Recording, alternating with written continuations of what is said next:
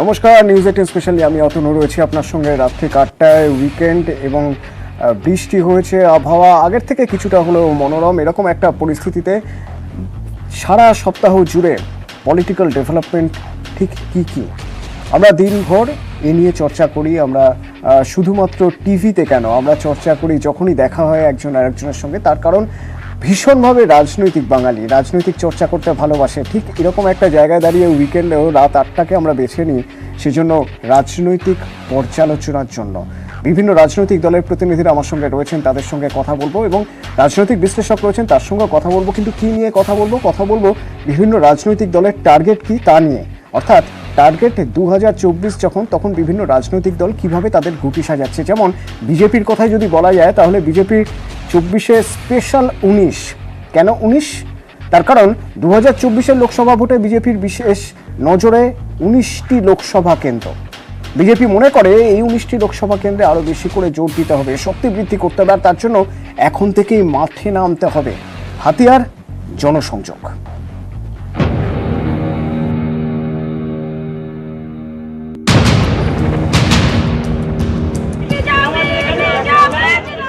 Target 24 লোকসভার মহারণ। এখন থেকেই কোমর বাঁধছে বিজেপি। 19-এর লোকসভা ভোটে 18টি আসনে জয়ী হয় বিজেপি। এবার তাঁদের বিশেষ নজরে আরও 19টি কেন্দ্র। বাংলায় বিজেপির বিশেষ নজরে 19টি লোকসভা কেন্দ্র। গত লোকসভা ভোটে জেতা আসনগুলির পাশাপাশি এই 19টি কেন্দ্রে বিশেষ নজর দেবে বিজেপি। যে আসনগুলিতে বিজেপি কম ব্যবধানে হারে অথবা জয়ের বিষয়ে বেশি আশাবাদী ছিল বিজেপি, এমন 19টি আসনে বিজেপির বিশেষ নজর। এবার বাংলা, এবার 200 পার। এই সব কেন্দ্রে চলবে টানা জনসংযোগ কর্মসূচি। এর জন্য শীঘ্রই বঙ্গে আসতে শুরু করবেন স্মৃতি ইরানি, নির্মলা সীতারামন, কিরেন রিজিজুর মতো বিজেপির নেতা মন্ত্রীরা। বেশ কিছু লোকসভা যেখানে আমরা হেরেছি বা কম মার্জিনে হেরেছি, সেই সমস্ত লোকসভাগুলোকে টার্গেট করে আমরা প্রিপারেশন নিই। এবার নিয়েছি আমরা, এই রাজ্যে 19টি পড়েছে, গোটা ভারতবর্ষে 140-এরও বেশি লোকসভা এইভাবে টার্গেট করে সেখানে আমাদের মন্ত্রীরা যাবেন। বিজেপির এই বিশেষ কর্মসূচির নাম দেওয়া হয়েছে প্রবাস। 21শে জুলাই তৃণমূলের শহীদ দিবস। তার আগেই 15ই জুলাইয়ের মধ্যে প্রথম পর্যায়ের কর্মসূচি শেষ করতে চাইছে গেরুয়া শিবির। প্রবাসের রিপোর্ট পৌঁছে যাবে জেপি নাড্ডার হাতে। দ্বিতীয় পর্যায়ের প্রবাস শুরু হবে জুলাই মাসের শেষের দিকে। তখন থেকে ধাপে ধাপে বাকি আসনগুলিতেও শক্তি বৃদ্ধিতে ঝাঁপাবে দল। 24-এ বিজেপির নজরে বিশেষ 19টি লোকসভা কেন্দ্র। বিজেপি সূত্রে খবর এই তালিকায় রয়েছে অভিষেক বন্দ্যোপাধ্যায়ের কেন্দ্র ডায়মন্ড হারবারও। এছাড়া বিজেপির বিশেষ নজরে মালদা, দক্ষিণ কৃষ্ণনগর, জয়নগর, মথুরাপুর, বারাসাত, বসিরহাট, দমদম, কলকাতা উত্তর, কলকাতা দক্ষিণ, উলুবেড়িয়া, হাওড়া, শ্রীরামপুর, আরামবাগ, কাঁথি, তমলুক, ঘাটাল, বোলপুর এবং বর্ধমান পূর্ব। 19-এ রাজ্যের বিজেপির উত্থান, কিন্তু তারপর 21শে বঙ্গজয়ের স্বপ্নভঙ্গ। এরপর থেকে এ রাজ্যে একের পর এক ভোটে বিজেপির বিপর্যয়। সেই সঙ্গেই আদি নব্য কোন্দল এবং দলবদলের জেরে বেসামাল বিজেপি। এই অবস্থায় বছর ঘুরলেই পঞ্চায়েত ভোট এবং তারপর 2024-এ লোকসভা ভোট। ঘুরে দাঁড়াতে এখন থেকেই মাঠে নামছে বিজেপি। তাদের বিশেষ নজরে 19 লোকসভা কেন্দ্র। পাখির চোখ 2024-এর নির্বাচন, তার আগে 19টি কেন্দ্রই নয়, 42টি কেন্দ্রেই বিশেষ নজর দিচ্ছে কেন্দ্রীয় নেতৃত্ব। তবে বর্তমান রাজনৈতিক প্রেক্ষাপটে দাঁড়িয়ে প্রবাস কর্মসূচি কতটা ফলপ্রসূ হয় তার উত্তর দেবে সময়ই। ক্যামেরা নলিন কুমার ও পিন্টু সরকারের সঙ্গে ভেঙ্কটেশ্বর লাহিড়ী, নিউজ 18 বাংলা, কলকাতা।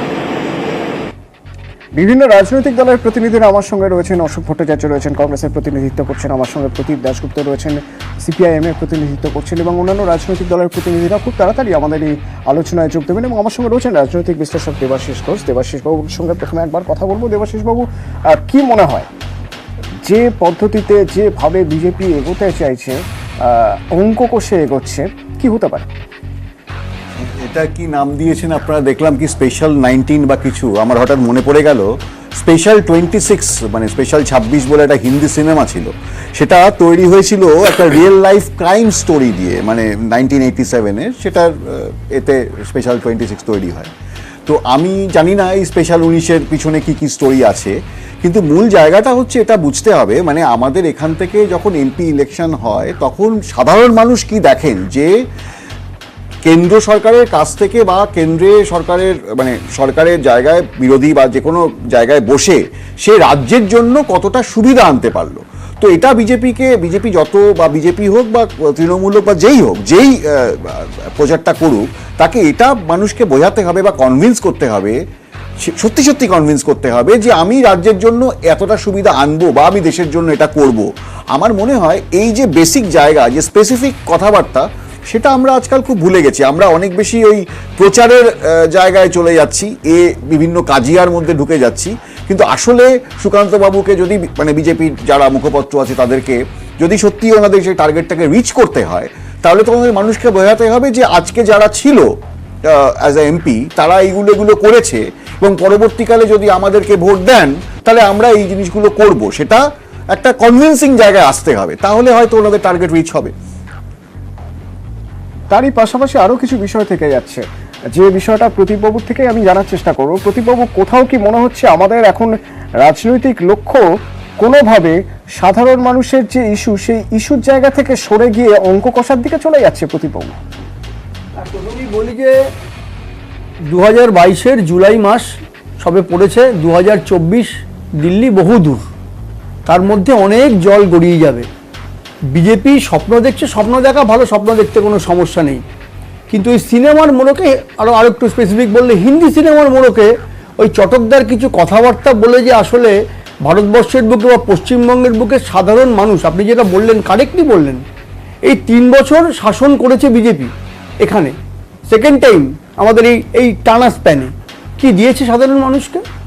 জিনিসের দাম বৃদ্ধি থেকে শুরু করে পেট্রোল ডিজেলকে যেভাবে যে জায়গায় নিয়ে গেছে, রান্নার গ্যাসের দামকে যে জায়গায় নিয়ে গেছে, ব্যাংক বেসরকারীকরণ, বিমা বেসরকারীকরণ, যে পরিস্থিতি, সাধারণ মানুষের অবস্থা দুর্বিষহ। ওরা নিজেরাও জানে ক্ষমতায় আসতে পারবে না। আর পশ্চিমবঙ্গের বিজেপির প্রশ্ন ওরা বলছে 19টার কথা, ঠিকই, খুব ভালো কথা। বিজেপিতে এখন প্রকৃতপক্ষে ওদের কটা এমএলএ আছে, কটা এমপি আছে সেটা বোঝা যাচ্ছে না। আজকে বিজেপি যাদেরকে নিয়ে বৈঠক করছে, 2 বছর পরে দেখবেন তারাই তৃণমূলের হয়ে ভোটে দাঁড়াচ্ছে এমপি ইলেকশনে, কারণ ওদের নিজস্ব কোনো স্থিতাবস্থা নেই। নির্বাচনের আগে আমরা দেখেছিলাম যে সরাসরি তৃণমূল থেকে বিজেপিতে যোগদান, আর এখন দাঁড়িয়ে দেখছি বিজেপি থেকে তৃণমূলে যোগদান, সব টালমাটাল করছে। আমরা বলছি এসব চমকদারি কথাবার্তার কোনো মানে নেই। 2024 দিল্লি এখনো অনেক দূর। 2 বছর লড়াই সংগ্রামের মধ্যে মানুষও দেখছে নিজের উপলব্ধির মাধ্যমে কি ঘটনা ঘটছে। এটুকু বলতে পারি, এত সহজ নির্বাচন হবে না, ঐক্যবদ্ধ লড়াই হবে বিজেপির বিরুদ্ধে, বিজেপিকে সরকার থেকে সরানোর বিরুদ্ধে। অশোকবাবু কি তাই মনে করেন? বিজেপিকে সরকার থেকে সরানোর বিরুদ্ধে লড়াই, যে লড়াই একসঙ্গে কংগ্রেস লড়বে, বামেরা লড়বে, তৃণমূল লড়বে, একসঙ্গে লড়াইয়ের কথা যদি হয়, তাহলে তো 2 দিন আগের কথাই বলতে হয়, যখন বিরোধীরা এক জায়গায় হয়ে এক জায়গায় দাঁড়িয়ে রাষ্ট্রপতি পদপ্রার্থী দিয়েছিলেন, এবং সেখান থেকে দেখা গেল যে তারপরেই বিভিন্ন রাজনৈতিক দল বিভিন্ন কথা বলছেন। একসঙ্গে লড়াই সম্ভব কি? দেখুন, প্রথম কথাটা হচ্ছে একসাথে কারা লড়বে? একসাথে তারা লড়বে যারা সমদর্শী, একসাথে তারা লড়বে যারা ফ্যাসিস্ট শক্তির বিরুদ্ধে ধর্মনিরপেক্ষ ঐক্যবদ্ধ একটা জোট তৈরি করার পক্ষে। একসাথে তারা লড়বে যারা সামগ্রিকভাবে আরএসএস সংঘ পরিবারের বিরুদ্ধে, এই আরএসএস সংঘ পরিবারের বিভাজনের রাজনীতির বিরুদ্ধে, দেশ বিক্রির বিরুদ্ধে, বেকারত্বের বিরুদ্ধে, কর্মসংস্থানের পক্ষে, শিল্প বেচার বিরুদ্ধে। এই দলগুলো একসাথে লড়বে। এই দলের তালিকায় তৃণমূল পড়ে কিনা আমার জানা নেই, এবং পড়ে না। রাষ্ট্রপতি নির্বাচনের যে লড়াই, সে লড়াইয়ের প্রেক্ষিত আলাদা, আর আপনি যে কথা বলছেন সে লড়াইয়ের প্রেক্ষিত সম্পূর্ণ আলাদা। এটা গেল 1 নম্বর কথা। 2 নম্বর কথা, করোনাকালে বিজেপির 18 জন এমপিকে বাংলার মানুষ খুঁজে পাননি। আমরা দেখেছি বিজেপি এবং তৃণমূলের যে বাইনারি তৈরি করার একটা চেষ্টা এই বাংলায় হয়েছিল, সেই চেষ্টাটা মাটিতে মিশে গেছে। একের পর এক নির্বাচনে বিজেপি প্রার্থীরা 3 নম্বর 4 নম্বরে চলে গেছেন। কোথাও তৃণমূলের সাথে লড়াই হচ্ছে কংগ্রেসের, কোথাও তৃণমূলের সাথে লড়াই হয়েছে বামপন্থীদের। এটা বলছি একদম হাল আমলের রেকর্ড। এবার 3 নম্বর কথা বলি, বিজেপি কি কর্মসূচি নিয়েছে আমার জানার দরকার নেই, কারণ তাদের একটাই কর্মসূচি, মানুষের অন্ন, বস্ত্র, পেট, ভাত, রুটি রুজির সমস্যাকে দূরে সরিয়ে রাখার জন্য, বিভাজনের রাজনীতিকে অক্সিজেন দিয়ে রাখছে। আমরা এই জন্য ভারত জোড়োর কর্মসূচি নিয়েছি, কাশ্মীর থেকে কন্যাকুমারী, মানুষের পেট ভাত রুটি রুজি চাকরির দাবিতে বিভাজনের রাজনীতির বিরুদ্ধে কংগ্রেস ভারত জোড়ো কর্মসূচি নিয়েছে। আবার বলছি, সত্যি দিল্লি এখনো অনেক দূর, তার মাঝে দেখুন না কোথাকার জল কোথায় গড়ায়। বিভাজনের রাজনীতি প্রসঙ্গ আসছে, আমি আপনাদের সঙ্গে আলাপ করে দিতে চাইবো। আমার সঙ্গে এই মুহূর্তে আরো দুই রাজনৈতিক দলের প্রতিনিধি রয়েছেন কেয়া ঘোষ, বিজেপির প্রতিনিধিত্ব করছেন, আমার সঙ্গে রয়েছেন অরূপ চক্রবর্তী, তৃণমূলের প্রতিনিধিত্ব করছেন। আমি কেয়াদির থেকেই জানতে চাইবো, কেয়াদি, বিভাজনের রাজনীতি প্রসঙ্গ বারবার আসছে, বিরোধীরা বারবার বিভাজনের রাজনীতির কথা বলছে, আদৌ কি বিভাজনের রাজনীতি এই তকমা থেকে বিজেপি বেরিয়ে, যে কথা বলছেন সুকান্ত মজুমদার নিজেই, যে 25টি আসন তো পাবেনি 2024-এর লোকসভা ভোটে এই রাজ্য থেকে, সেই জায়গাটায় পৌঁছতে পারবে বলে মনে হয়? এই বিভাজন টিভাজন যারা বলছেন, তারা বিরোধীরা বলছেন, তাদের নিজেদের একটা ফ্রাস্ট্রেশনের আউটবার্স্টে বলছেন। ভারতীয় জনতা পার্টি যদি বিভাজনের রাজনীতি করতেন, তাহলে ভারতীয় জনতা পার্টির তরফ থেকে 3 তালাক নিয়ে, 3 তালাক অবলুপ্তির ব্যাপারে যারা পিটিশনার, তাদের পাশে দাঁড়াতেন না। সেখানে যারা বলছেন বিভাজনের রাজনীতি যারা করেন না, অসাম্প্রদায়িক দল, তারা প্রত্যেকে নিজেদের ভোট বাক্সের জন্য তারা কিন্তু সেই অসহায় মুসলমান মা বোনদের জন্য বা তাদের পাশে দাঁড়াননি। এই ভারতীয় জনতা পার্টি যারা বিভাজনের রাজনীতি নাকি করেন, যারা বলছেন, তারাই কিন্তু এপিজে আব্দুল কালামের মতন এক ব্যক্তিত্বকে রাষ্ট্রপতির মনোনয়ন দিয়েছিলেন এবং পরবর্তীকালে যিনি দেশের রাষ্ট্রপতি হয়েছিলেন। পরবর্তীকালে যখন ইউপিএ সরকার এলো, তখন তারা এপিজে আব্দুল কালামকে দ্বিতীয়বারের জন্য তারা তাকে চান্স দেননি। বিভাজনের রাজনীতি যারা বলছেন, তারা বিভিন্ন সময় কখনো টেম্পল রান, একটা খুব জনপ্রিয় খেলা আছে অতনু, ওই বাচ্চারা খেলে টেম্পল রান, সেরকম ভাবে আমরা দেখেছি রাহুল গান্ধী মন্দিরে মন্দিরে দৌড়ে দৌড়ে বেড়ান। আবার তিনি যখন কেরালায় যান তখন চার্চে যান, সে ঠিক আছে, তিনি তার মতন করে যেতেই পারেন। কিন্তু ভারতীয় জনতা পার্টি, আমরা, আমাদের প্রধানমন্ত্রী বলেন সবকা সাথ সবকা বিকাশ সবকা বিশ্বাস। উল্টে আমরা কি দেখলাম এই রাজ্যে যখন আমরা দেখলাম যে রাজনৈতিক পরিচয়ে তাদের সুবিধা দেওয়া হচ্ছে, তুমি তৃণমূল, তাহলে তুমি আমফানের তরফ থেকে যে ত্রাণ এসছে সেগুলি পাবে, তুমি তৃণমূল, তাহলে টিকা যেগুলি এসছে, টিকার ক্ষেত্রে আমরা দেখেছি অতনু ওরা করা হয়েছে। বিভাজনের আর কংগ্রেস, দেখুন কংগ্রেস তো এই মুহূর্তে প্রাসঙ্গিকই নয়, ভারতীয় নিশ্চয়ই, জাতীয় দল নিশ্চয়ই। আপনার এই নাটকের হাসি, আপনার হাসতে পারেন, আপনার নাটকের হাসিটা নাটকে হাসবেন, কিন্তু প্রাসঙ্গিক নয়। এই মুহূর্তে দাঁড়িয়ে আমরা দেখলাম কি, যারা নিজেদের, যাদের ক্ষমতা নেই, একজন রাষ্ট্রপতি পদপ্রার্থী যাদের দেওয়ার, তাদের মুখাপেক্ষী হতে হলো তৃণমূল কংগ্রেসের কাছে। সেই দল আবার বড় বড় কথা বলছে, সেটা পরবর্তীতে দেখা যাবে। কিন্তু আমাদের মাননীয় সভাপতি যেটা বলেছেন যে 25টা আসন, এটা সত্যি কথাই। বাংলার মানুষ দুহাত ভরে আশীর্বাদ করবে ভারতীয় জনতা পার্টিকে। আসন্ন না, আগামী এখনো 1.5 বছর বাকি আছে। 2024 সালে লোকসভা ভোটে আবারও নরেন্দ্র মোদীর সরকার নেতৃত্বে এনডিএ সরকার তৃতীয়বারের জন্য তারা ক্ষমতায় আসবে।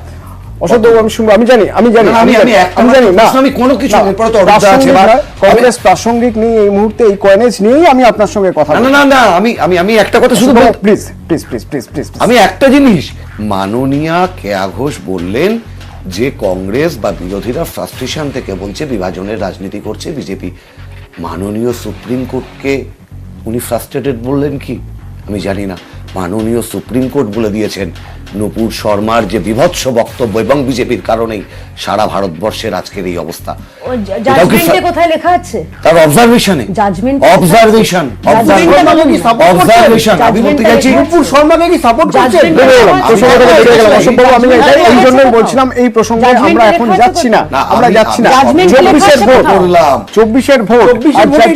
যার জন্য অবশ্যই নূপুর শর্মা ইস্যু হয়তো এই ভোটের একটা বড় ইস্যু হয়ে দাঁড়াতে পারে, যদিও এখনো 2 বছর সময় আছে, জানি না, তার মধ্যে নতুন অনেক ইস্যু আসতে পারে, সেখানে নূপুর শর্মা ইস্যু হয়তো চাপা পড়ে যেতে পারে। যেখানে বিজেপি 25 পার করে ফেলবে এই রাজ্যে বলছেন সুকান্ত মজুমদার, তার কি দাবি একবার শুনবো। बार 200 पार, इस बार 200 पार करेगा।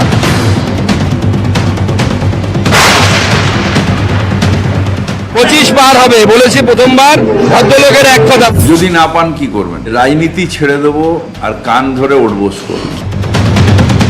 24-এর লোকসভা ভোট ঘিরে 22-এই গরম বঙ্গ রাজনীতি। আসন্ন লোকসভা ভোটে বাংলায় কটি আসন পাবে পদ্মশিবির, তা নিয়ে তৃণমূল বিজেপি তরজা তুঙ্গে। 25 পার হবে বলেছি প্রথমবার, ভদ্রলোকের এক কথা, পরিবর্তন হয় না। যদি না পান কি করবেন? সুকান্তবাবুকে আমাকে লিখে দিতে বলুন যে রাজনীতি ছেড়ে দেবো আর কান ধরে ওঠবোস করুন। আমিও বলছি যদি উনি 25টা আসন পেয়ে যান আমি কান ধরে ওঠবোস করব, অর্থাৎ সুকান্ত বাবুর দল বাংলায় 0 হবে। 21-এর বিধানসভা নির্বাচনের আগেও বঙ্গ রাজনীতিতে ঝড় তুলেছিল একাধিক স্লোগান। ये बार 200 पार, 200 से ज्यादा सीटें जीतकर भारतीय जनता पार्टी की सरकार बनाएंगे। আমি মমতা ব্যানার্জি 200 টার্গেট নিয়ে শুরু হওয়া লড়াই শেষ 77-এ। পদ্মে বঙ্গজয়ের স্বপ্ন ভেঙে চুরমার। 24-এর আগে ফিরল 21-এর প্রসঙ্গ। আমার তো অত্যন্ত আশঙ্কা হচ্ছে আজকে বিকেলের মধ্যেই সুকান্ত বাবুর পদটা না চলে যায়। ভারতবর্ষের স্বরাষ্ট্রমন্ত্রীকেই তাহলে অভদ্রলোক করে ফেললেন। অমিত শাহর কথার পরিবর্তন হয়ে 200 পার তো দূরের কথা, সেখানে 77 এখন কমতে কমতে 70। 2019-এর আগে বলেছিলেন 2019 বিজেপি ফিনিশ 42-এ 42। মানুষ দেখেছেন 2024-এর নির্বাচন বিজেপির আসন সংখ্যা 24-এর পর থেকে গোনা শুরু হবে। 24-এর মহারণ ঘিরে এভাবেই চড়ছে রাজনীতির উত্তাপ। নিউজ 18 বাংলা। সরাসরি অরূপবাবুর সঙ্গে কথা বলি। অরূপবাবু, 42-এর মধ্যে থেকে 25 বিজেপি পাবেন, বিজেপি দাবি করছে, কি বলবেন? প্রথমে আমি প্রথমেই সবাইকে শুভ সন্ধ্যা জানাই। আমি শুনছিলাম সুকান্তবাবুর যে বক্তব্যটা বারবার করে দেখানো হচ্ছিল ভদ্রলোকের এক কথা, এবং আমিও বিশ্বাস করি যে বিজেপি মাত্রই ভদ্রলোক এবং তারা এক কথার নমুনা দেখান। তা আমি এক এক করে ক্রোনোলজি, অমিত শাহ মাঝখানে শিখিয়েছিলেন ক্রোনোলজি কে সমঝি, আমি একটা ক্রোনোলজি বলছি। ধরুন দিলীপ বাবু ভদ্রলোকের এক কথা বলেছিল 19-এ হাফ 21-এ সাফ। তারপর ধরুন আমাদের মাননীয় প্রধানমন্ত্রী, যিনি এ রাজ্যে প্রচারে এসে বলেছিলেন 2রা মে রেজাল্ট বেরোবে, 2 মে দিদি গই, ভদ্রলোকের এক কথা। তারপর আরেকজন ভদ্রলোক তিনি এসে বলেছিলেন আপকি বার 200 পার, অমিত শাহ দেশের স্বরাষ্ট্রমন্ত্রী। তো এতগুলো ভদ্রলোকের এক কথায় বাংলার মানুষ জবাব দিয়ে দিয়েছিল 2রা মে 2021-এর। এবার আরেকজন ভদ্রলোক সুকান্ত বাবু, উনিও ভদ্রলোকের এক কথা বলেছেন। আমি বলবো সুকান্ত বাবু অনেক দূরদৃষ্টি সম্পন্ন মানুষ। সুকান্তবাবু যে কথা বলেছেন অত্যন্ত ভেবে চিনতে বলেছেন, এবং সত্যি সত্যি বিজেপি 25+ থাকবে। কিন্তু কোথায় থাকবে জানেন? লোকসভায় না, পশ্চিমবঙ্গ বিধানসভায়।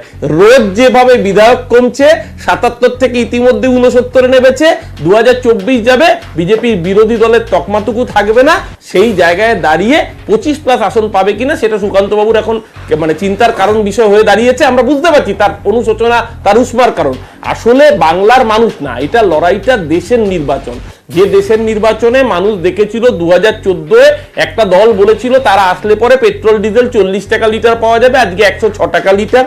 যারা বলেছিল রান্নার গ্যাসের দাম কমাবে, 325 টাকার গ্যাস কেন 368 টাকা হয়েছে, আজকে রান্নার গ্যাস তাদেরকে 1031 টাকায় কিনতে হচ্ছে।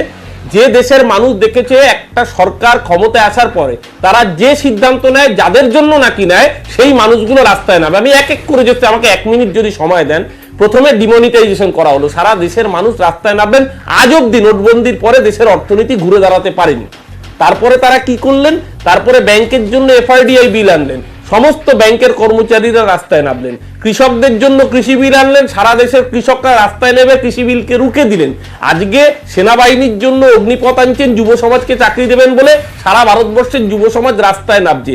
ওরা যার জন্যই কাজ করে, আসলে ওরা কর্পোরেট পুঁজিপতির দালালের জন্য কাজ করে, এবং সাধারণ মানুষ রোজকার যন্ত্রণায়, মূল্য বৃদ্ধির যে ভয়াবহ যন্ত্রণা, বেকারের কর্মসংস্থানের যে ভয়াবহ যন্ত্রণা, একই সময় দেশের মানুষ এটাও দেখলো যে যারা পরিযায়ী শ্রমিক তারা ফিরে আসার ট্রেন পায় না, আর একটা রাজ্যের ক্ষমতা দখল করতে হবে বলে পরিযায়ী নেতাদের চার্টার ফ্লাইটে করে নিয়ে যাওয়া যায়।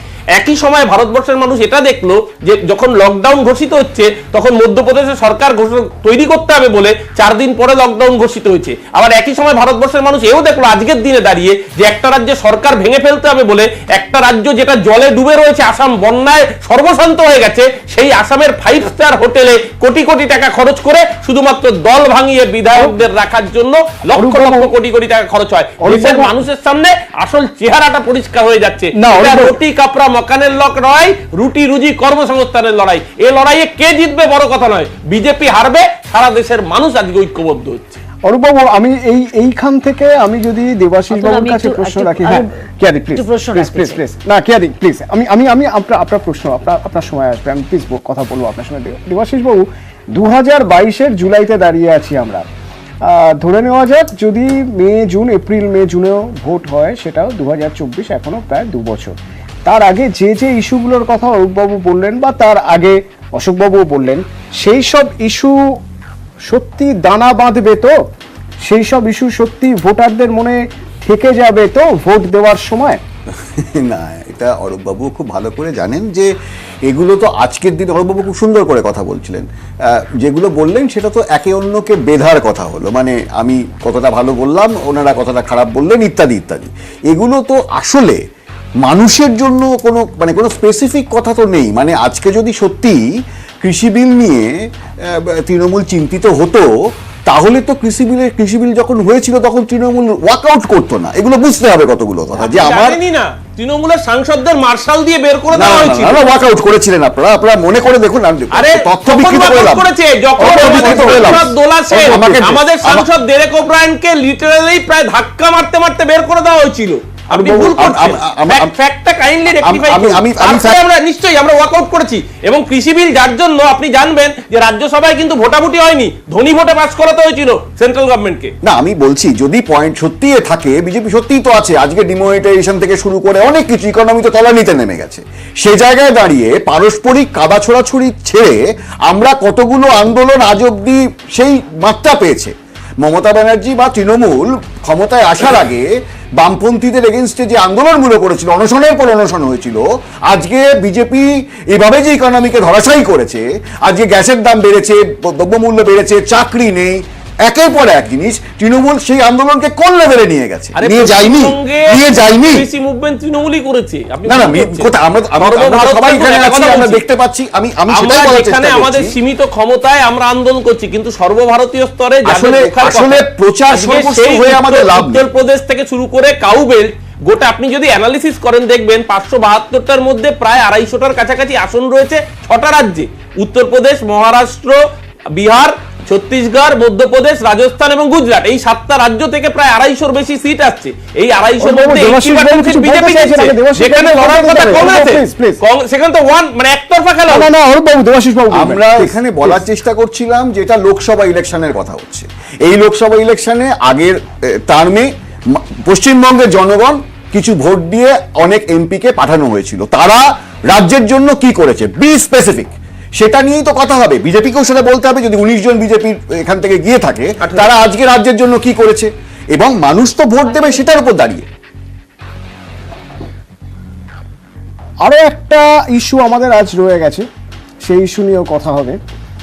যদি বিজেপির মতো করে লড়াই করে, তৃণমূলের মতো কিভাবে ভাবছে 2024 নিয়ে, 2024-এ কিভাবে নিজেদের জনসংযোগ বাড়ানোর কথা ভাবছে, জনসংযোগে জোর দিতে তৃণমূলে এবার বিধায়ককে বলো, এই কয়েনেজটা কোথাও সেই দিদিকে বলো কয়েনেজের সঙ্গে মিলে যাচ্ছে, নাকি এক ডাকে অভিষেকের কয়েনেজের সঙ্গে মিলে যাচ্ছে?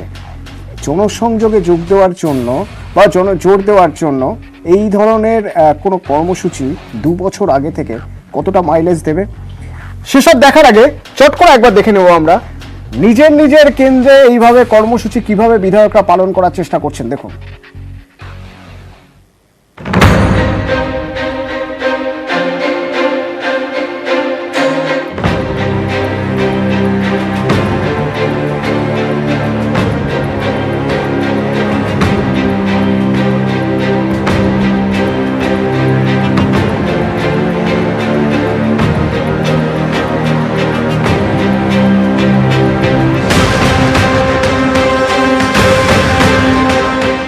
তৃণমূলের টার্গেট 24, জনসংযোগ বাড়াতে উদ্যোগী তৃণমূল। ময়দানে বিধায়করা, নিজের কেন্দ্রে কর্মসূচি অদিতি মুন্সি এবং দেবাশিস কুমারের। একে একে অন্য বিধায়করাও নামবেন ময়দানে। ফোনের মধ্যে দিয়ে মানুষের সঙ্গে, প্রত্যেকটা মানুষের সঙ্গে যোগাযোগ, তথ্য প্রযুক্তির নতুন যে সিস্টেমগুলি আসছে, তাতে আরো যত সরাসরি মানুষের সঙ্গে যোগাযোগ করা যায়, দুদিকটার একটা সুন্দর সেতুবন্ধনের মধ্যে দিয়ে জনসংযোগ আরো ক্রমশ বাড়িয়ে যাচ্ছে। 19-এর লোকসভা ভোটে পদ্মের উত্থান, তারপর কোমর বেঁধে ময়দানে তৃণমূল। শুরু হয় দিদিকে বলো প্রকল্পে ব্যাপক সাড়া, এরপর দিদির দুধ ঘরে বাংলার বিভিন্ন জায়গায়। অনেকে বলেন 21-এর বিধানসভা নির্বাচনে যা ডিভিডেন্ড ঘরে তোলে তৃণমূল।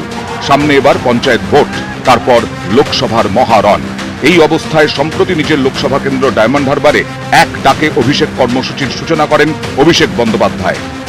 যার যা অভিযোগ রয়েছে, যার যা পরামর্শ রয়েছে, গঠনমূলক মতামত রয়েছে, সরাসরি ফোন তুলুন, এই নাম্বারে ডায়াল করুন। এলাকাবাসীর সমস্যা চাহিদা জানানোর জন্য হেল্পলাইন চালু রাজারহাট গোপালপুরের বিধায়কের। তৃণমূলের অদিতি মুন্সির স্লোগান, আমার কথা বিধায়কের কাছে।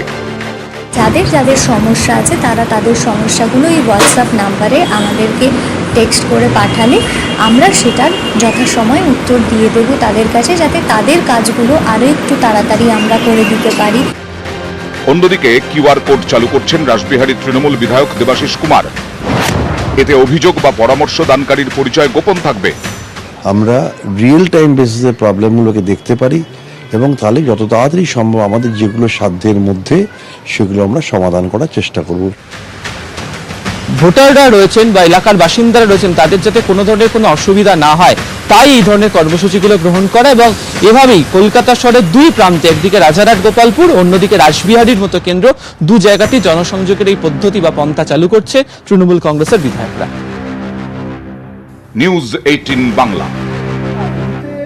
কিছু বলার নেই, ওই বিধায়ককে বলো টলো, এর আগে দিদিকে বলো, মাঝখানে মেয়রকে বলো, দুদিন আগে অভিষেক বাবু বললেন অভিষেক বাবুকে বলো, বিভিন্ন লোককে বলো। তবে এর মধ্যে খুব ইন্টারেস্টিং দেখবেন রাসবিহারী কেন্দ্রের ওই ক্যান্ডিডেট আমাদের এমএলএ দেবাশিস বাবু যেটা বলেছেন যে অভিযোগকারীর নাম জানানো হবে না, এটা কিউআর কোড ব্যবহার হবে। এটা হচ্ছে আসল।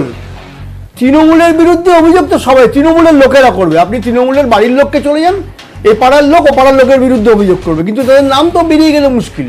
কারণ এই লোকগুলোকে যদি পঞ্চায়েত নির্বাচন বললো না, লোকসভা নির্বাচনের আগের মাঝের স্টেপটা পঞ্চায়েত নির্বাচন হবে, পঞ্চায়েত নির্বাচন করতে দেবে এরা করতেই দেবে না নির্বাচন। এখন এই বিধায়ককে বলো নতুন মোড়ক, তলার দিকে যা যা ড্যামেজ হয়েছে ড্যামেজ কন্ট্রোল করার চেষ্টা। আর এই আপনি এর আগের আলোচনাটায় কথা হচ্ছিল তৃণমূল কংগ্রেসের ভূমিকা দিল্লিতে। ওনারা বললেন যে পশ্চিমবঙ্গের মাটিতে, সারা দেশে নাকি ওনারা কোনো মুভমেন্ট করতে পারেননি, যা মুভমেন্ট করেছেন পশ্চিমবঙ্গের মাটিতে। পশ্চিমবঙ্গের মাটিতে দেখনদারি দু একটা কথাবার্তা, দু একটা মিছিল ছাড়া বিজেপির বিরুদ্ধে একটা মুভমেন্ট করেনি ওরা। উপরন্তু রাজ্যসভায় অরূপবাবু বললেন, অরূপবাবুর কাছে তথ্য আছে, তথ্য আমাদের কাছেও আছে, রাজ্যসভায় বারে বারে যখন দাঁড়িয়ে বিজেপি একের পর এক বিল এনেছে ওনাদের এমপিরা সুকৌশলে ওয়াকআউট করেছে, সুকৌশলে। বুঝতে হবে তো এগুলো, বিলগুলোকে পাস করিয়ে নেওয়ার কথা। এত কথা ছেড়ে দিন, আজবারে কাল রাষ্ট্রপতি নির্বাচন নিয়ে মমতা ব্যানার্জি বললেন সর্বদল বৈঠক, তারপরে দাঁড়িয়ে সর্বদল বৈঠক হলো, প্রার্থী ঠিক হলো। এখন উনি আজবাদে কাল নির্বাচন, এখন উনি বলছেন বিজেপি যদি আগে বলতো মমতা বন্দ্যোপাধ্যায়কে একজন মহিলা এবং আদিবাসী ক্যান্ডিডেট, তাহলে উনি ভেবে দেখতেন। লক্ষ্মী সাইকেলের বেলা কিন্তু ভেবে দেখেননি, প্রতিভা পাটিলের বেলা ভেবে দেখেননি। প্রসন্নবাবু ঠিক কথা বলেছেন, লড়াইটা হবে বিজেপির বিরুদ্ধে মানুষের। এরপরেও কি 2024-এ বিজেপির বিরুদ্ধে যখন সব রাজনৈতিক দলগুলো এক জায়গায় আসবে তখন বামেরা যাবে, সিপিআইএম যাবে সেখানে? সিপিআইএম যাবে কিনা বড় কথা না, মানুষ বিজেপির বিরুদ্ধে থাকবে এবং বিজেপির বিরুদ্ধে ঐক্যবদ্ধ হবে। এবং এটুকু আজকে দাঁড়িয়ে আপনাকে স্টুডিওতে বলে গেলাম, পশ্চিমবঙ্গের বুকে তৃণমূল কংগ্রেসের সঙ্গে কোন রকম অ্যাডজাস্টমেন্ট করবে না সিপিআইএম বা বামপন্থীরা। লড়াইটা এখানে অন্য দেশের বুকে তো তৃণমূল কংগ্রেস নেই। আপনি ত্রিপুরার বুকে দাঁড়িয়ে বিজেপিকে মাইলেজ দেওয়ার জন্য তৃণমূল কংগ্রেস দাঁড়িয়েছিল, কতগুলো করে ভোট পেয়েছে। অভিষেক ব্যানার্জি বলেছিল দুদিন পরে নাকি তৃণমূল কংগ্রেস দখল করবে ত্রিপুরা।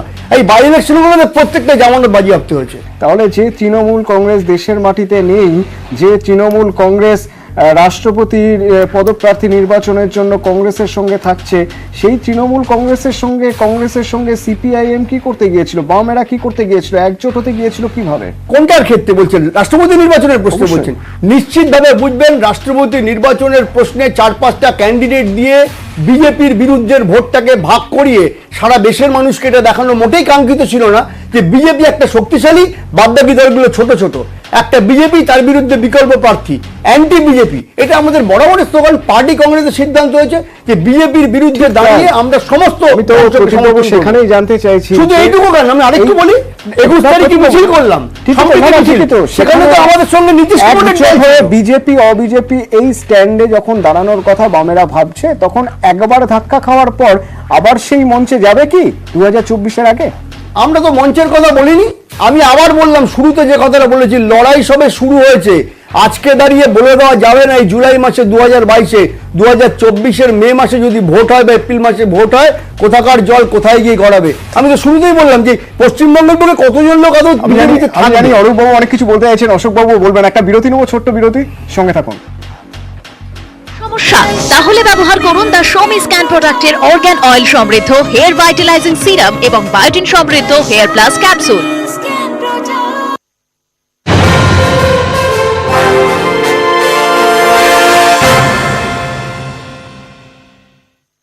খবর এক নজরে নিবেদন করছে আপনার স্বপ্নের বাড়ি বানানোর সময় মিকি পাওয়ার প্লাস টিএমটি বাড়ির উপর ভরসা রাখুন।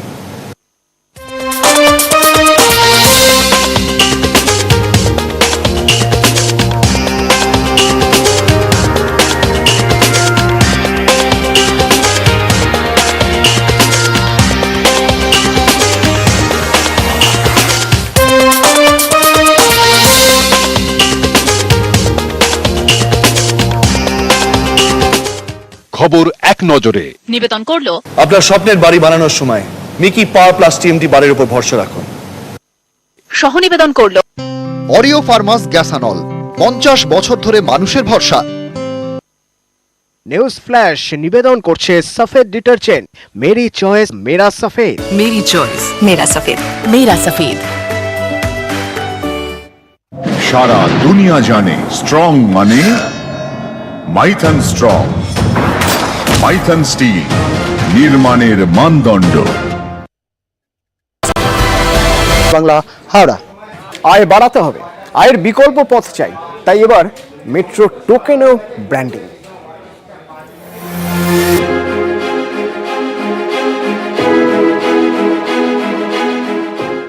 কলকাতা মেট্রো। মেট্রো টোকেনে এতদিন ছিল হাওড়া ব্রিজের ছবি, বদলের পথে সেই চেনা ছবি। এবার মেট্রো টোকেন জুড়ে থাকবে শুধুই বিজ্ঞাপন।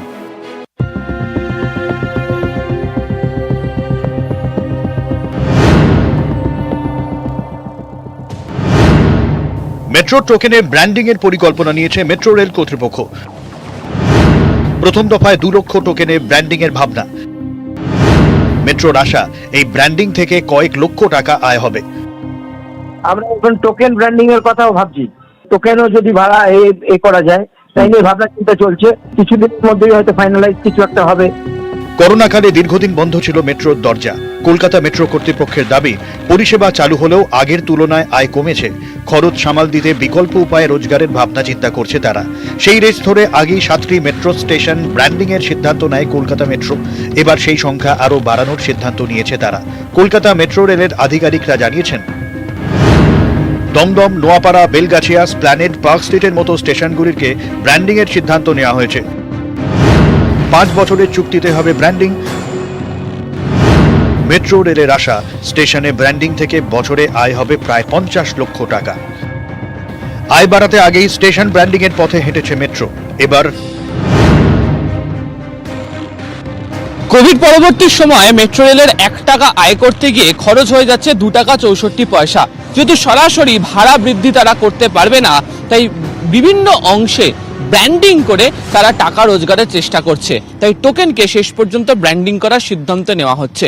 আর এর ফলে প্রায় 35 লক্ষ টাকা মেট্রো রেল পাবে বলে এখনো পর্যন্ত মেট্রো রেল সূত্রের খবর। ক্যামেরা জ্যোতির্ময় বসুর সাথে আবির ঘোষাল, নিউজ 18 বাংলা, কলকাতা। ক্যান্সার মানেই এখন আর মৃত্যু নয়, বরং শুরুতে যদি ধরা পড়ে তাহলে নিরাময় সম্ভব। আর সেই তত্ত্ব থেকে এবার বিশেষ উদ্যোগ নিল কলকাতা পুরসভা।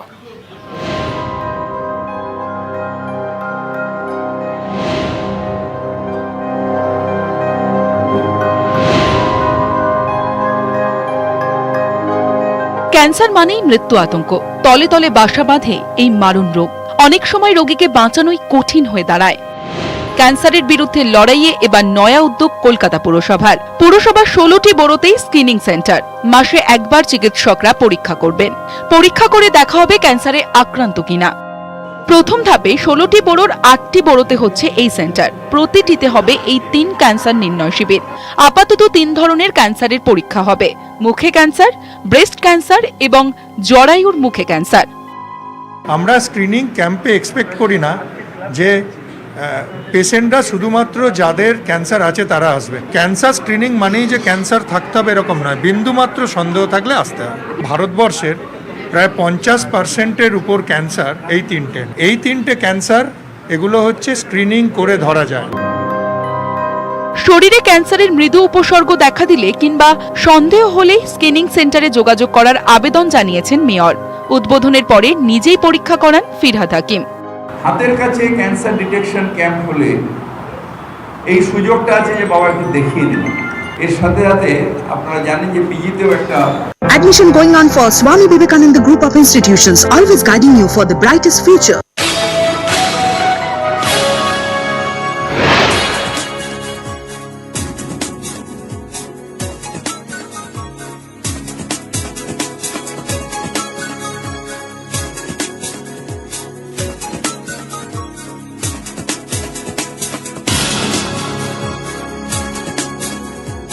খবর এই মুহূর্তে নিবেদন করলো Admission going on for Swami Vivekananda Group of Institutions, always guiding you for the brightest future.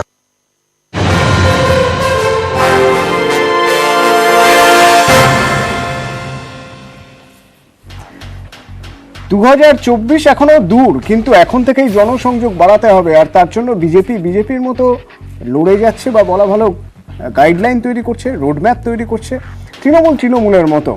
তো তৃণমূল দিদিকে বলো, এক ডাকে অভিষেকের মতো বিধায়ককে বলো, নতুন এক কর্মসূচি নিয়েছে, জানিয়ে আমরা কথা বলছিলাম। জানিয়ে একটু আগে প্রদীপবাবু বললেন, অশোকবাবু নিশ্চয়ই বলবেন। তবে অরূপবাবুর কাছে আমি একটু রিয়াকশন নিতে চাইবো। অরূপবাবু, 2024 অনেক দেরি আছে এখনো, সবাই বলছেন, বিভিন্ন রাজনৈতিক দলের প্রতিনিধিরা যারা আছেন, এবং তার পাশাপাশি এটাও বলছেন যে নাম লুকিয়ে বলতে হবে যদি বিধায়ককে বলতে হয়, না হলে মুশকিলে পড়ে যেতে পারেন পরে, সেরকম পরিস্থিতি।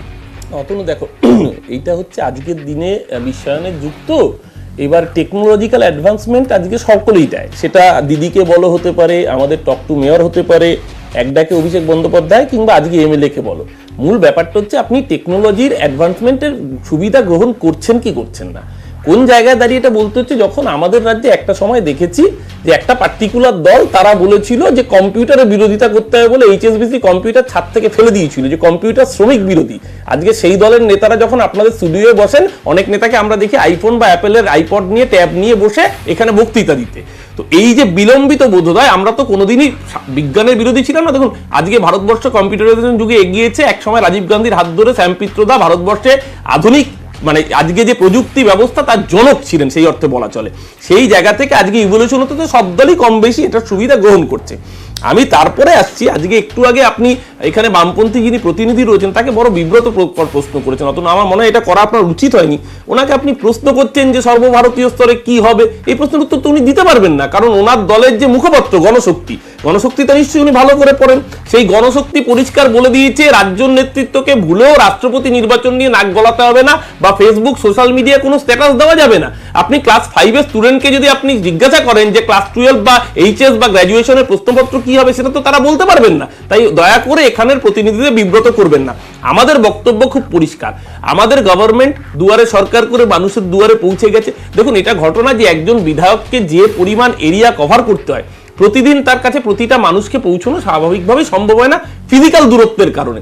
সেই জায়গায় দাঁড়িয়ে বিধায়ক যদি তার ফোন নাম্বার, হেল্পলাইন নাম্বার, বা সাংসদ, যেটা অভিষেক বন্দ্যোপাধ্যায় আমাদেরকে গাইড করেছেন, সবার আগে মুখ্যমন্ত্রী তিনি দেখিয়েছেন দিদিকে, এবং দিদিকে বলো যে প্রবলেম এসেছিল, সেই প্রবলেম অ্যাড্রেস হয়েছিল বলেই তো বাংলার মানুষ 2021-এ আবার বিপুল সংখ্যক ম্যান্ডেট দিয়ে মমতা ব্যানার্জিকে ক্ষমতায় এনেছিলেন।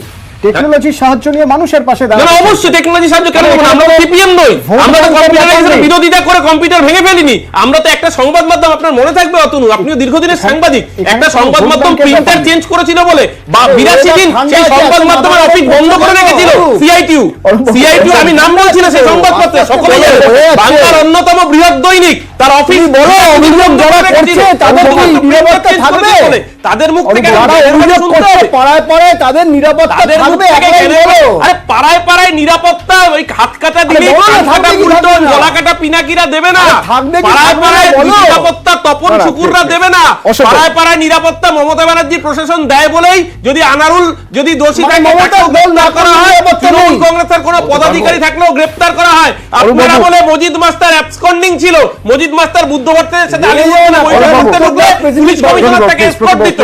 এটাই পার্থক্য। অন্যরা রয়েছেন, বলতে দিতে হবে। অরূপবাবু প্লিজ। অশোকবাবু, হ্যাঁ, প্রথম কথাটা হচ্ছে মানে কি জানতে চাইছেন? আমি জানতে চাইছি যে যেভাবে তৃণমূল যেভাবে এগোচ্ছে, টেকনোলজিকে সঙ্গে নিয়ে মানুষের কাছে পৌঁছচ্ছে, সেটা সুফল পাবে বলে মনে হয়? তৃণমূল সুফল পাবে না, তৃণমূল কুফল পাবে, তার উত্তর দেওয়ার জন্য অরূপ চক্রবর্তী বসে রয়েছেন, অশোক ভট্টাচার্য নয়। অশোক ভট্টাচার্য কংগ্রেসের মুখপাত্র।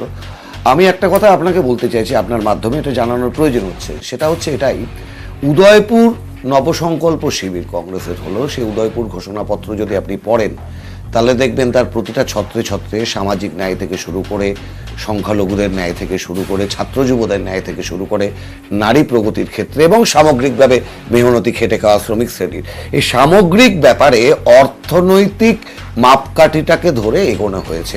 প্রতিটা ক্ষেত্রে অর্থনৈতিক উন্নয়ন, তার মাপকাঠিতে বিচার করা বিজেপি সরকারের ব্যর্থতা এবং আমরা কি করতে পারি এই জায়গাটায়, এবং বিভাজনের রাজনীতির বিরুদ্ধে এই সমস্ত ব্যাপারটাকে সাথে নিয়ে আবার বলছি, ভারত জোড়ো পরিকল্পনা আমরা গ্রহণ করেছি। ভারত ছাড়ো আন্দোলনের ডাক দিয়েছিলেন মহাত্মা গান্ধী ব্রিটিশদের বিরুদ্ধে, আর আজকে যারা দেশটাকে বিক্রি করে দিচ্ছে, ব্রিটিশদের কাছে মাফিনামা দেওয়াকারী, মুচলেকা দেওয়াকারী সাভারকারের দল, তাদের উত্তরসূরিরা। নেহেরু কতবার মুচলেকা দিয়েছিলেন বলুন? এটা মানুষের জানা দরকার। বলুন, আপনি যদি সৎ সাহস থাকে, মতিলাল নেহেরু তার ছেলের জন্য, জওহরলাল নেহেরুর জন্য মুচলেকা দিয়েছিলেন কি দেননি? অশোকবাবু বলছেন বিজেপির কি স্ট্যান্ড পয়েন্ট, বিজেপি কিভাবে লড়বে, বিজেপি নিয়ে আপনি কথা বলবেন না, খুব স্বাভাবিক। তৃণমূল কিভাবে লড়বে তা নিয়ে আপনি কথা বলবেন না, অশোকবাবু, খুব স্বাভাবিক। আপনি কংগ্রেস নিয়ে কথা বলবেন, সেটাই সেই জায়গাটা আপনি কংগ্রেসের প্রতিনিধিত্ব করতে এসেছেন, সেখানেই আমি আপনার কাছে জানতে চাইছি। অশোক, প্লিজ শুনতে হবে। অশোক, প্লিজ শুনুন না, আমার কথাটাকে মাঝপথে থামিয়ে আমি আপনাকেই তো প্রশ্ন করছি, করতে পারতাম। আমি তো আপনাকে যদি চিৎকার করি অনেকের চেয়ে অনেক বেশি ডেসিবেলে আমি আপনাকেই প্রশ্ন করছি, আপনাকে তো বিভিন্ন গ্রামে চিৎকার আপনি প্রশ্নটা না শুনলে উত্তর দিতে পারবেন না। আমার তো প্রশ্ন এটাই, আপনি বলছেন আমি ভুল প্রশ্ন করেছি, খুব স্বাভাবিক। তৃণমূল নিয়ে আপনি কেনই বা কথা বলবেন, খুব স্বাভাবিক। বিজেপি নিয়ে আপনি কেনই বা কথা বলবেন। আমার প্রশ্ন আপনার কাছে, বিজেপি কিভাবে তার কর্মী সমর্থকদের চাঙ্গা করছে, তার একটা গাইডলাইন তৈরি করেছে যেটা দেখা যাচ্ছে চোখের সামনে। তৃণমূল কিভাবে মানুষের কাছে পৌঁছবে ভোটের লক্ষ্যে, ধরে নিলাম ভোটের লক্ষ্যে, তার একটা গাইডলাইন চোখের সামনে দেখা যাচ্ছে। একটু দেখাবেন প্লিজ, কংগ্রেস কিভাবে লোকের মানে ভোটের জন্য এগোচ্ছে? প্রথম কথা বলি, তুমি প্লিজ আমাকে একটু বলতে দিন। প্লিজ বলুন। এই আমাদের মূল লড়াইটা হচ্ছে, এখানে বিজেপির প্রতিনিধি যেমন অসহিষ্ণু হয়ে পড়লেন, আমি তো ওনার কথার মাঝে একটাও কথা বলিনি আজকের আলোচনায়, শুধু ওনার ইনফরমেশনটা দিতে পারছি একটাই, যে মানুষটা জীবনের একটা বৃহৎ অংশ ব্রিটিশের কারাগারে কাটিয়েছিলেন, তার নাম জওহরলাল নেহেরু। এটাই আমি এইসব আলোচনায় যাচ্ছি না, নাগপুরের সিলেবাসে। আচ্ছা, এবারে কথা বলেন। আমাকে তো রিফিউট করতে হবে, কিছু করার নেই। আমি থেমে গেলাম, সবাই দেখছে আমাকে বলতে হবে, তথ্য দিতে হবে, সবাই দেখছে আমাকে বলতে হবে। মিথ্যের পর মিথ্যে বলে যাবেন, সেটা তো আমি নিশ্চয়ই মেনে নেব। এবার আমি একটা কথা বলছি, যে দলটা দেশের এতগুলো বড় সময় ধরে দেশের শাসন ক্ষমতায় ছিল, যে দলটা প্রতি মুহূর্তে লড়াই সংগ্রামের মধ্যে দিয়ে আছে, যে দলটা বিজেপি সরকারের প্রথম দিন থেকে বিজেপির জনবিরোধী নীতির বিরুদ্ধে রাস্তায় রয়েছে, এবার যদি তার কাছে আপনি জিজ্ঞাসা করেন যে আপনার স্ট্র্যাটেজি কি, তাহলে অতনু, আপনি বর্ষিয়ান সাংবাদিক, আপনাকে কোনোদিন পিকে ব্যানার্জি বলতো? এই প্রশ্নটা তো করতে আপনাকে কোনোদিন পিকে ব্যানার্জি বলতো তার স্ট্র্যাটেজি কি? এই প্রশ্নটা আমি করছি না, এই প্রশ্ন সবাই করছেন। কংগ্রেস কোথায়? এ রাজ্যে কংগ্রেস কোথায়? আপনাকে আজকে একটা কথা বলছি, কংগ্রেসকে ওয়ান লাইনে আমি একটা কথা বলছি, রাজা একটা প্রশ্ন, ঠিক আছে, প্রশ্ন আমারও আছে অনেক, তোমার কাছে আমারও প্রশ্ন আছে, আমি উত্তরটা দিই। ওয়ান লাইনের আমি বলছি, তুমি ভারত ছাড়ো আন্দোলনের রেফারেন্স দিলে, তো সেই প্রশ্নে বলছি যে ভারত ছাড়ো আন্দোলন এরকম যেন দেখতে না হয় যে পাঞ্জাবে কদিন আগে ভোট গেছে, তার আগে রাহুল গান্ধী ভারত ছাড়ো আন্দোলন করে ইতালিতে চলে যাচ্ছেন আর পাঞ্জাব হেরে যাচ্ছে। দয়া করে এরকম ভারত ছাড়ো আন্দোলনটা কমান, বিজেপির বিরুদ্ধে লড়াই ঐক্যবদ্ধ হল। প্রথম কথাটা হচ্ছে, যারা বিজেপির সাথে ঘর করে কখনো রেলমন্ত্রী, কখনো দপ্তরবিহীন মন্ত্রী হয়েছে, ভারতবর্ষের একমাত্র দল কংগ্রেস যে কোনোদিন বিজেপির সাথে যায়নি। বিজেপির মন্ত্রিসভার সদস্য ছিলেন আপনারা, আমরা নই। এবার আমি যেটা বলতে চাইছি, কংগ্রেস কোথায়? আদানি গোষ্ঠী, আমরা যেটা বলি না, হামদো হামারাদোর সরকার, আদানি আম্বানি সরকার চলছে। আজকে মুর্শিদাবাদের ফারাক্কায় একটা লিচু বাগানের জমি দখল করতে গিয়েছিল আদানির গোষ্ঠীর বিদ্যুতের খুঁটি পোঁতার জন্য। আমাদের কংগ্রেসের জেলা পরিষদের একমাত্র সদস্য বিরোধী নেতা সেখানে আসিফ ইকবাল, আমাদের যুব নেতা, প্রতিবাদ করেছে, সাধারণ মানুষকে সাথে নিয়ে তার মাথা ফাটিয়ে দেওয়া হয়েছে, সে গ্রেপ্তার হয়েছে। কংগ্রেস আছে মানুষের সাথে, কংগ্রেস আছে আদানি আম্বানিদের বিরুদ্ধে, কংগ্রেস আছে মানুষের নিয়ে নবান্নে, কংগ্রেস আছে মানুষের সঙ্গে। যাক, অবশেষে ধন্যবাদ আমাকে একটু সুযোগ দেওয়ার জন্য। প্রশ্নটা ছিল বিধায়ককে বলো। আসলে ব্যাপারটা কি হচ্ছে অতনু, বিধায়ককে তো বলবে মানুষ, কিন্তু শুনবে কে? আমরা দেখেছিলাম এর আগে দিদিকে বলো, যেটা আপনাদের প্রতিবেদনে খুব চমৎকার ভাবে দেখালেন। দিদিকে বলো হয়েছে, তারপরে হয়েছে যেটা বামেদের প্রতিনিধি বললেন যে মেয়রকে বলো, পরবর্তীকালে এক ডাকে অভিষেক। আচ্ছা, তাহলে মেনে নিতে হবে দিদিকে বলার পরে যখন প্রয়োজন পড়লো এক ডাকে অভিষেকের, তাহলে সেখানে কি দিদিকে বলা অবধি পৌঁছানো যাচ্ছিল না যে অভিষেক বন্দ্যোপাধ্যায়কে, অর্থাৎ যেটা সারা রাজ্যের যিনি মুখ্যমন্ত্রী তথা তৃণমূল সুপ্রিমো, তার কাছেই যখন মানুষ একবারেই ফোন তুলে বলতে পারেন, তাহলে আবার আলাদা আলাদা করে খণ্ড বিখণ্ড করে বিধায়ককে বলো কেন? আসলে এটা যেটা বামেদের প্রতিনিধিও একটা শঙ্কিত বোধ করলেন, ওই যেটা আমরা দেখেছিলাম দিদিকে বলার সময় মানুষ যারা ধরুন তৃণমূলেরই যারা কর্মী সমর্থক বা যারা পরিবার, তারা যদি কোনো অসুবিধা থাকেন তাদেরকে চিহ্নিত করা এবং আগে ভাগে তাদের শাসিয়ে তাদের দমিয়ে রাখা। আর বলবে এটা কিসের বিরুদ্ধে? কিসের বিরুদ্ধে বলবে? চাকরি তো এখানে বিধানসভায় দাঁড়িয়ে স্বয়ং শিক্ষামন্ত্রী তিনি স্বীকার করে নিয়েছেন যে 3,47,000 শিক্ষার ক্ষেত্রে, শিক্ষকের ক্ষেত্রে সে পদ শূন্য রয়েছে। বাদবাকি বাদই দিলাম, আমরা দেখতে পাচ্ছি যে রাস্তায় যারা শিক্ষকরা, আজকে আমরা এই বৃষ্টির মধ্যে আমরা স্টুডিওতে বসে আছি, সেই শিক্ষক মানে মেধাবী তালিকায় যারা রয়েছেন, মেধা তালিকায় তারা রাস্তায় পড়ে রয়েছেন। এই তো অবস্থা রাজ্যে আমরা গত 11 বছরে একটা নাম কোনো বড় শিল্প কোথাও এসছে? মৌয়ের পর মৌ স্বাক্ষরিত হয়েছে, মমতা বন্দ্যোপাধ্যায় তিনি বিদেশ গিয়েছেন বেশ কয়েকবার, কিন্তু আমাদের নিটফল কি? শূন্য। তো এই হেনেও মানে পশ্চিমবঙ্গের মানুষ তারা বিধায়ককে বলবেনটা কি? যে আমার এখান থেকে প্লিজ তোলাবাজি তুলবেন না, আমার এখান থেকে সিন্ডিকেটের জন্য আমি এই আপনার পচা ডিগ্রেড ইট নেব না, এগুলো কি বলে আপনার মনে হয় তিনি পার পাবেন? এইগুলো ওই যেটা বললেন আপনি, যেটা এগুলো আসন্ন পঞ্চায়েত ভোট খানিকটা জল মেপে নেওয়া এবং পরবর্তীকালে যারা সোকল্ড একটু ওই বিদ্রোহী রয়েছে তাদেরকে শাসিয়ে একদম সামলে সুমলে রেখে দেওয়া। এই জল মেপে নেওয়া প্রশ্ন আমি অরূপকে একটা প্রশ্ন করতে চাইছি। আমি একটা প্রশ্ন তো অরূপ আমাকে করলে আমি করতে পারবো না। অরূপ ঐক্যবদ্ধ আন্দোলনের কথা বললো বিজেপির বিরুদ্ধে, ঐক্যবদ্ধভাবে তো প্রার্থী দেওয়া হয়েছিল, লড়াইয়ের মাঝপথে সেই লড়াইয়ের স্পিরিটটাকে নষ্ট করলেন কেন আপনার নেত্রী? এই উত্তরটা তো আজকে দিতে হবে অরূপ। কিউআর কোডটা খুব ভালো হয়েছে। এবার আমি বলবো অতনু প্লিজ। হ্যাঁ, প্রথমত হচ্ছে ওই গোড়ায় গলদ বলে একটা প্রবাদ আছে না, ওই বিজেপির নেত্রী এখানে যিনি রয়েছেন কেয়া দেবীর গোড়ায় গলদ হয়ে যাচ্ছে। কারণ কেয়া দেবীর কথা যদি মানতে হয় যে দিদিকে বলার পরে কেন অভিষেক বা মেয়র, তাহলে তো সাংসদ থাকার পরে বিধায়ক থাকার প্রয়োজনীয়তা কি? ব্যাপারটা তো সেই জায়গায় এসে দাঁড়াচ্ছে, তা তো নয় আসলে ব্যাপারটা। কেন আমি বলে নি, আপনি তারপরে বলবেন প্লিজ। আজকে সমস্যাটা কোথায়? আজকে দেখুন, ডিসেন্ট্রালাইজেশন অফ পাওয়ার যে কোনো গণতন্ত্রের পক্ষে হেলদি, আমরা সকলেই জানি। সেই জায়গায় দাঁড়িয়ে মানুষ বিধায়ক লেভেলের সমস্যা থাকলে বিধায়ককে বলবেন, বা সাংসদের সমস্যা থাকলে সাংসদকে বলবেন, যদি মিনিস্টারিয়াল সমস্যা থাকে নিশ্চিতভাবে দিদিকে বলবেন, মুখ্যমন্ত্রীকে বলবেন, এটাই প্রত্যাশিত। কিন্তু বলবে কারা? বলবে তো মানুষ। মানুষ অভিযোগ করবে যাকে নির্বাচিত করে তার কাছে। উল্টো দিকে আমরা দেশে কি দেখেছি? সারা ভারতবর্ষের বুকে দেখেছি মন কি বাত, যেখানে একমাত্র একজন মানুষই কথা বলেন, তিনি দেশের প্রধানমন্ত্রী। তার জনগণ কোনো কথা বলতে পারে না। নট অনলি দ্যাট, সাংবাদিকরা পর্যন্ত প্রশ্ন করতে পারেন না। শুধুমাত্র কটিকয় বাছাই করা সাংবাদিক, তাদের মন পছন্দ প্রশ্ন না, সেটা হচ্ছে ইন্টারভিউ সেশন, সেখানে সাংবাদিকদেরও প্রশ্ন করার অধিকার নেই। একদিকে দিদিকে বলো বা বিধায়ককে বলো বা টক টু মেয়র বা একডাকে অভিষেক হচ্ছে, মানুষ তার অভাব অভিযোগ শোনাতে পারবে। আরেকদিকে দেশের যিনি দ্বন্দ্বমুন্দের কর্তা, তার কাছে কেউ অভিযোগ জানাতে পারবে না। তিনি একতরফা বক্তৃতা দিয়ে যাবেন, তার কথা দেশের মানুষ শুনতে হবে। এবং আপনার বক্তব্য ভীষণ স্পষ্ট। অরূপবাবু, এবার বাকিদের কথা রিঅ্যাকশন নেব। আমি 10 সেকেন্ড একটা খালি ইন্টারফেয়ার করছি না। উনি বললেন একতরফা বলবেন, আমি সেটা কয়েকটা নাম মনে পড়ছিল, শিলাদিত্য সেই কৃষকের নাম মনে পড়ছিল, সেই ছাত্রী তানিয়া ভরদ্বাজের নাম মনে পড়ছিল। এই হালে আসানসোলে আমরা দেখলাম যে এসএমএসটি কর্তৃপক্ষ দাঁড়িয়ে রয়েছেন, তাদের আস্তানা হলো প্রিজন ভ্যান, তাদের আস্তানা হলো লকআপের ভেতর।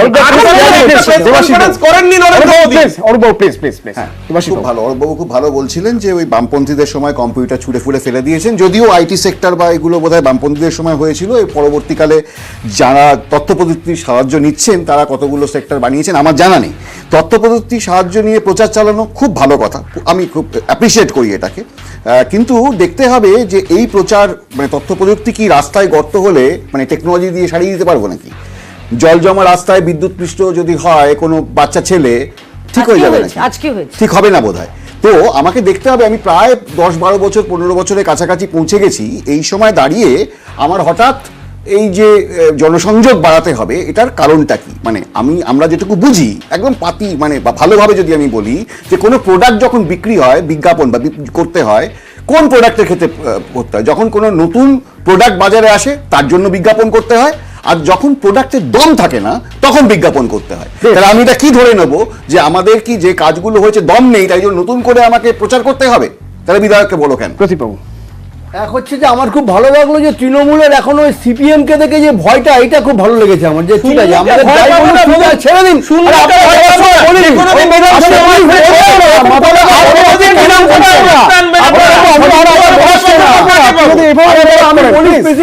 বিধায়ককে বলার প্রশ্নে আমার স্পেসিফিক 4টে কথা আছে। বকটুয়ের কথা, হাঁসখালির কথা, এসএসসির কথা, আনিস খানের কথা। উত্তর দিতে হবে, উত্তর দিতে হবে। ওই মন কি বাত বলে জনগণের সঙ্গে ধোঁকা দেওয়া যেরকম অন্যায়, বিধায়ককে বলে আসলে জনগণকে কালো কাপড় পরিয়ে রাখা চোখের মধ্যে, সেটাও অন্যায়। আমি প্রথম থেকে বলছি, পাড়ায় পাড়ায় একটি খবর নিন, যাদবপুর অঞ্চলে খবর নিন, আপনি যে ওয়ার্ডের কাউন্সিলর খবর নিন, মানুষ ভোট দেয়নি তবু আমরা এদেরই বিধায়ক ভাবি, মানুষ তাদেরকে বলুন ভালোভাবে কি আছে, আমার জানা আছে, মানুষ বলুন ভালোভাবে কি আছে। অশোক বাবু কি মনে হয় মানুষকে ধোঁকা দেওয়ার এটা একটা নতুন প্ল্যান? কোনো কথা বলার সুযোগ দিচ্ছেন না মানুষকে ধোঁকা দেওয়ার নতুন প্ল্যান, ঠিক যেরকম মন কি বাত প্রসঙ্গ উঠে আসছে ধোঁকা দেওয়ার প্ল্যান বলে। এই ধোঁকাবাজি রাজনীতি আপনি বলছিলেন না কংগ্রেসের স্ট্র্যাটেজি কি, আমি আবার বলছি তৃণমূলের বিজেপির স্ট্র্যাটেজি নিয়ে আমার সময় খরচা করার মতো সময় নেই। আমি বলতে চাইছি কংগ্রেসের স্ট্র্যাটেজি আপনি জানতে চাইছিলেন। আপনার কি মনে হয় না যে মানুষটা ডান্ডি যাত্রা করেছিলেন, যে মানুষটা মাইলের পর মাইল হেঁটেছিলেন নোয়াখালীতে শান্তি ফেরানোর জন্য, কাশ্মীর থেকে কন্যাকুমারী আমরা ভারত জোড়ো করছি, মানুষের প্রতিদিনের বেঁচে থাকার সমস্যা নিয়ে মানুষের কাছে পৌঁছে যাব, এর চেয়ে বড় স্ট্র্যাটেজি আর কিছু হতে পারে না। যদি ভেবে দেখেন, চটকদারি রাজনীতি দিয়ে মানুষের পেট ভাত রুটি রুজি মূল সমস্যাগুলিকে দূরে সরিয়ে রাখবেন, আমরা বলবো একটা প্রশ্ন আছে, শুনতে হবে অশোক বাবু, শুনতে হবে অশোক বাবু, শুনতে হবে অশোক বাবু, শুনতে হবে অশোক বাবু, শুনতে হবে প্লিজ অশোক বাবু, শুনতে হবে, শুনতে হবে প্লিজ। আপনি একা বলে যাবেন এটা হতে পারে না, আমাকে ডিস্টার্ব করছে না আপনি একা বলে যাবেন হতে পারে না, আপনাকে শুনতে হবে। প্রশ্ন তো আমি করছি, প্রশ্ন তো আমি করছি, শুনতে হবে অশোক বাবু প্লিজ, এরকম করবেন না। আপনি চটকদারি রাজনীতি বলছেন, খুব স্বাভাবিক, চটকদারি রাজনীতি আপনার কথা মেনে নিলাম। চটকদারি রাজনীতিতে 2014 থেকে কেন্দ্রে একটি সরকার রয়েছে, চটকদারি রাজনীতিতে 2011 থেকে একটি সরকার এ রাজ্যে রয়েছে। চটকদারি যদি হয়ে থাকে সেই চটকদারিও মানুষের কাছে পৌঁছেছে। কংগ্রেসের যে কর্মসূচিগুলোর কথা আপনি বলছেন তার কোন কোন কর্মসূচি, কন্যাকুমারী থেকে কাশ্মীর পর্যন্ত কোন কোন কর্মসূচির কথা মানুষের কাছে পৌঁছেছে? দেখুন 200 বছর ব্রিটিশ রাজত্ব করেছে, তার মানে ব্রিটিশ রাজত্ব, আপনি বারবার গান্ধী যাত্রা বলছেন, 200 বছরের রাজত্বের কথা বলছেন, যেগুলো ইতিহাস বইতে পড়েছি আমরা। 200 বছর ব্রিটিশ রাজত্ব করেছে, তার মানে কি এটা প্রমাণিত হয় যে ব্রিটিশ শাসন মানুষের রন্ধে রন্ধে একদম সুফল পৌঁছে দিতে পেরেছিল? সুতরাং আমার বলছি 2014 থেকে 2000 আজকে 22 এই লড়াইটা শুধু বিজেপির বিরুদ্ধে নয়, রাহুল গান্ধী বারবার বলছেন এটা ভয়ঙ্কর দর্শন, আরএসএস সংঘ পরিবার, এই দর্শনটাকে চিহ্নিত করে তার বিরুদ্ধে লড়াইটা সত্যি কঠিন। আবার বলছি সেই কঠিন লড়াইটা আমাদের লড়তে হবে, এটা আমাদের দায়বদ্ধতা। আরএসএস এর কি ভয়ঙ্কর দর্শন? ভয়ঙ্কর বলুন, বিভেদ কোথায় দেখেছেন আপনি? আরএসএস এর বিভেদ আপনি আগে বলুন তো, আপনি আগে আমাকে বলুন, অনেকক্ষণ আরএসএস করছেন, বলুন কোথায় দেখেছেন আরএসএস কি বিভেদ করেছে আপনি বলুন আমাকে। আপনি গান্ধী হত্যা সমর্থন করেন, এখানে বলুন, আপনি গান্ধী হত্যা সমর্থন করেন, আরএসএস কি বিভেদ? আমার মনে হয় এখানে আরএসএস এর সমর্থন করেন, কেন আপনি বিজেপি প্রতিনিধি করছেন এখানে, আপনি বিজেপি প্রতিনিধি করছেন এখানে, আরএসএস এর নয় দেখেছে জানেন না কিছু? অশোক বাবু এভাবে আলোচনা হয় না, এভাবে আলোচনা হয় না। তাহলে তাহলে তাহলে রাজনৈতিক প্ল্যাটফর্ম হয়ে যায়, এই স্টুডিও রাজনৈতিক প্ল্যাটফর্ম নয়। এই স্টুডিও রাজনৈতিক প্ল্যাটফর্ম নয়, প্লিজ অশোক বাবু, সময় একেবারে শেষ। আর সেই জন্য আমি আর কোনো রাজনৈতিক প্রতিনিধিকে সময় আমি দিতে পারছি না, কিন্তু অশোক বাবু এবং অন্যান্য রাজনৈতিক দলের প্রতিনিধিদেরও বলছি, প্লিজ, এটা তো একটা স্টুডিও, এটা কোনো রাজনৈতিক দলের মঞ্চ নয়। সো নিজেদের রাজনৈতিক জায়গা থেকে আপনারা বক্তব্য রাখবেন, সেটাই খুব স্বাভাবিক, আপনাদের বক্তব্য পেশ করবেন, কিন্তু রাজনৈতিক প্রচার তো কোনোভাবেই